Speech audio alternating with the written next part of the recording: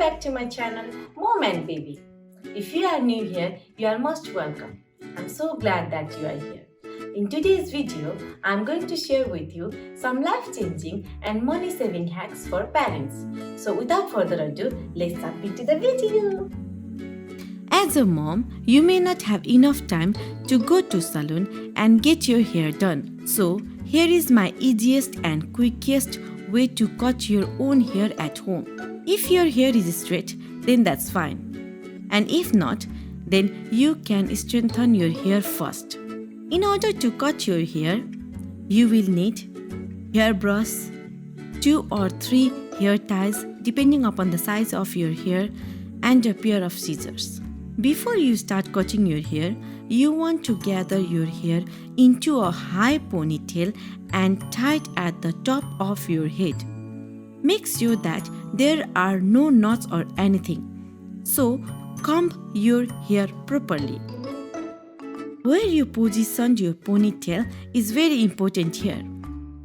If you positioned right at the top of your head, at the front of your face, like I am doing here, you will get more layers at the front and less at the back. So, you keep more of the length of your hair. Now, grab a second hair tie and tie right where you want to cut your hair.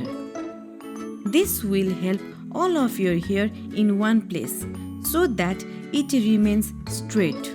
You can use your face as a measuring unit. Here, you have 3 choices: your nose line, your mouth line, and your chin line. That's going to create your first layering length. I am not looking to cut my length too much today, as I had cut my hair using this technique just couple of weeks ago. So I am just cutting my hair just couple of inches just to give you an idea to cut your own hair within few minutes at home. Next, grab a pair of scissors and cut your hair how much you want to cut. Now you can cut your hair straight and leave as it is. But I like to give some feathering texture into my hair. So I like to cut my hair as shown in the video after cutting my hair straight.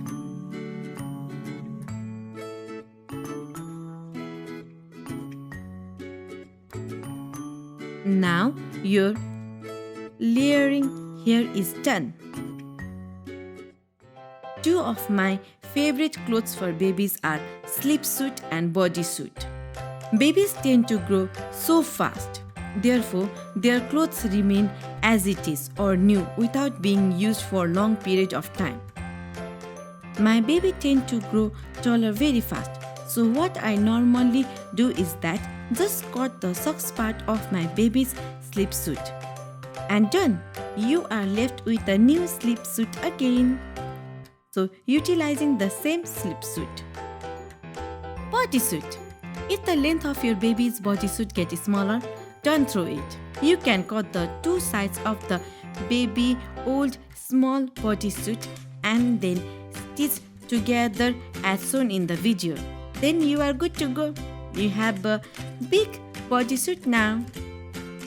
Alternatively, you can just stitch in the 2 sides of the pin of the cotton cloth and use this whenever you are putting a bodysuit that was a bit smaller for your baby in terms of length.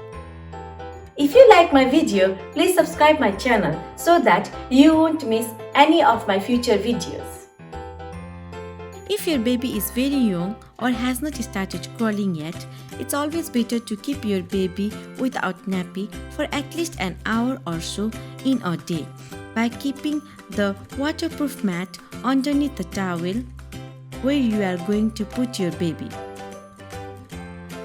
If you don't have any waterproof mat, don't worry.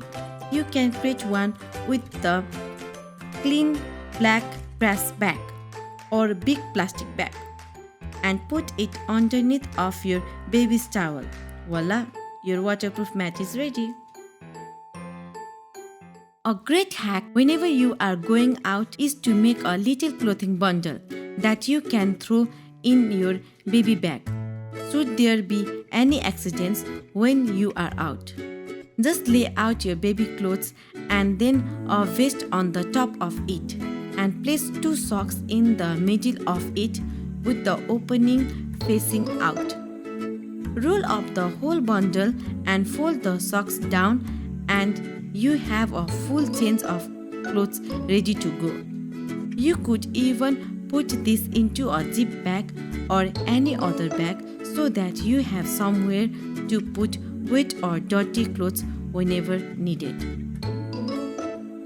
A great hack is to make up a little changing basket. So just get a basket and keep some wipes, nappies, nappy rash cream, oil, cotton pads, nappy bag, changing mat, clean clothes and toys that you can take with you around the house whenever you are. Or keep one basket downstairs in the living room, or you spend most of the time in home with your baby and one in your baby's or your bedroom.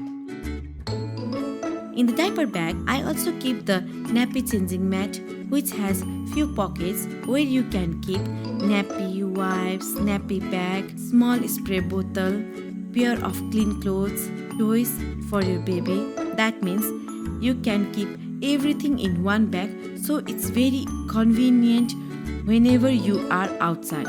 In addition to this, if you are like me who don't want to lie your baby in public baby changing table directly, you can just keep this nappy changing mat underneath your baby.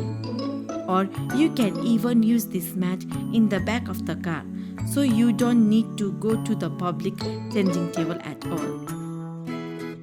If your baby has started taking solid food, then I highly recommend to keep a mat or black trash bag underneath of the high chair, so that if your baby throws any of the food, you will just need to take off the trash bag rather than spending lots of time in cleaning.